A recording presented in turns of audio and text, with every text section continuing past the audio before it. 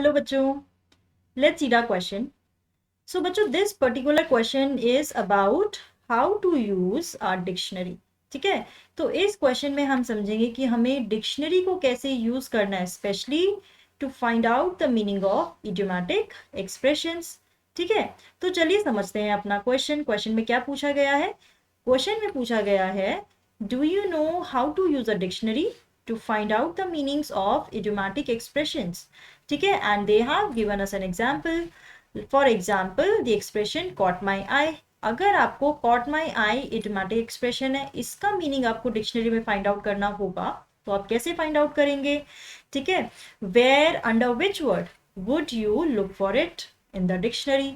ठीक है, तो देखिए बच्चे, यहाँ पर हमें समझाया गया है कि अगर आपका कॉट माई आई, अगर ये एक्सप्रेशन भी नहीं होता, ऐसा कोई इडियोमैटिक एक्सप्रेशन जो कि ए द और फोर से शुरू हो रहा है, तो आप ए द और फोर को छोड़ के नेक्स्ट वर्ड देखेंगे. ठीक है, फॉर एग्जाम्पल इमेजिन, अगर मैं आपको बोलती हूँ कोई भी वर्ड आपका, जैसे आपका शुरू हो रहा है द द सोल्जर, राइट. तो यहां पर आप द को नहीं देखते कभी भी, हम सीधा अपने नेक्स्ट वर्ड पर जाएंगे.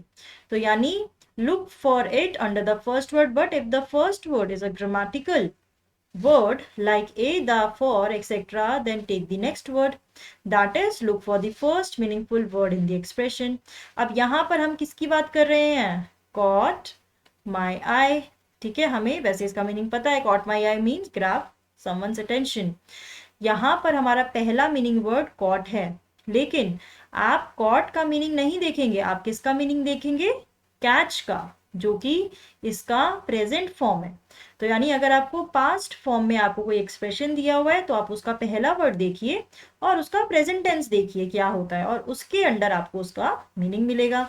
देखिए लिखा हुआ है, but you won't find caught in the dictionary because it is the past tense of the catch. You will find caught listed under catch. So you must look under catch for the expression caught my eye. तो आप किसके under देखेंगे? Catch के under देखेंगे. ठीक है, और अब हमें बताना है which other expressions with catch are listed in your dictionary. की कैच के साथ साथ और कौन से वर्ड्स ऐसे हैं या कौन से एक्सप्रेशन ऐसे हैं जो आपने डिक्शनरी में देखे. तो चलिए समझते हैं इसको कि कौन कौन से एक्सप्रेशन आपको अब मिल सकते हैं डिक्शनरी में. देखिए, सबसे पहले जब आप कैच की तरफ जाएंगे तो पहले तो उसका मीनिंग आपको दिया होगा उसकी वर्ब फॉर्म का, वो भी यूज्ड विद सब्जेक्ट. अब यहाँ पर देखिए, वर्ब इसकी कॉट भी हो सकती है और कैचिंग भी हो सकती है. ठीक है, पहला जो अगर हम कैच एज अ वर्ब देखते हैं, उसका मीनिंग क्या होगा? स्पेशली विद ऑब्जेक्ट के साथ, इसका मीनिंग होगा टू सीज और कैप्चर, स्पेशली आफ्टर परसूट, की आप कुछ चीज को सीज करना चाहते थे, यानी कि for example to catch a criminal, यानी to capture a criminal. Second, इसका मीनिंग हो सकता है टू ट्रैप और एनसेयर, यानी कि टू कैच अ फिश करके भी इसका हम यूज करते हैं, और इसका मीनिंग होगा कि ट्रैप कर लिया आपने फिश को. थर्ड, इसका मीनिंग होगा टू ग्रिप, हुक और एंटैंगल, कि मेरा जो आपकी क्लोथिंग है कहीं पर एंटैंगल्ड हो गई है. ठीक है, तो the sharp branches caught his clothing. अब देखिए, दूसरी वर्ब आपको मिलेगी इसकी विच इज, जिसके मतलब क्या दिए होंगे अगर आप इसका जो यूज करते हैं विदाउट ऑब्जेक्ट करते हैं. यहाँ पर भी इसकी फॉर्म्स दी हुई हैं, कॉट एंड कैचिंग हो सकती है. अब पहला क्या होगा? To become gripped and hooked, यानी कि हर foot caught in the net, net में फंस गया. ठीक है, ग्रिप्ड हो गया, तो ये भी मीनिंग होता है इसका. दूसरा होता है टू ओवरटेक समवन और समथिंग मूविंग, कि कुछ चल रहा है, आप उसको ओवरटेक करना चाहते हैं, यानी जिसको हम कहते हैं following, followed by up with और अप टू, यानी कि किसी को फॉलो करना, ओवरटेक करना किसी को, उसमें भी इसका सेंटेंस, उसमें भी हम कॉट वर्ड का यूज करते हैं. ठीक है, कैचअप करते हैं जिस तरीके से. अब देखिए, नाउन, इसका नाउन में मीनिंग क्या होगा? द एक्ट ऑफ कैचिंग, या जब आप कैच बोलते हैं कि I just had a good catch. ठीक है, तो वहां पर भी कैच वर्ड का यूज होता है as a noun.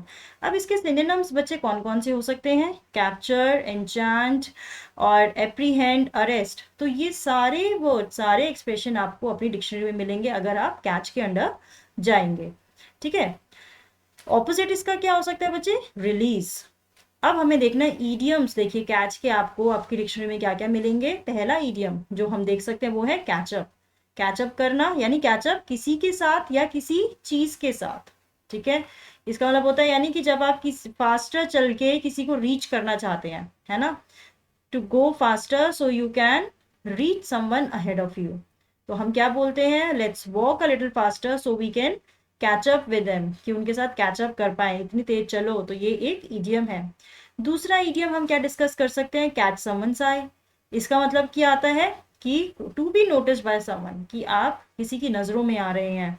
To attract someone's attention यानी कि वही caught my eye, catch someone's eye, यही आपका इडियम है, ठीक है। The beautiful tea set caught my eye at the gift shop.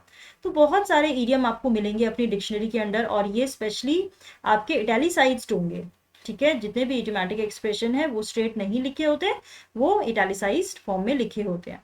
तो बच्चों ये हमने डिस्कस किया कि हम किस तरीके से इडियोमैटिक एक्सप्रेशन को अपनी डिक्शनरी में ढूंढ सकते हैं, उनके मीनिंग ढूंढ सकते हैं, और दूसरे इडियोमैटिक एक्सप्रेशन के मतलब भी समझ सकते हैं। तो बच्चों I hope you have understood the answer. All the best.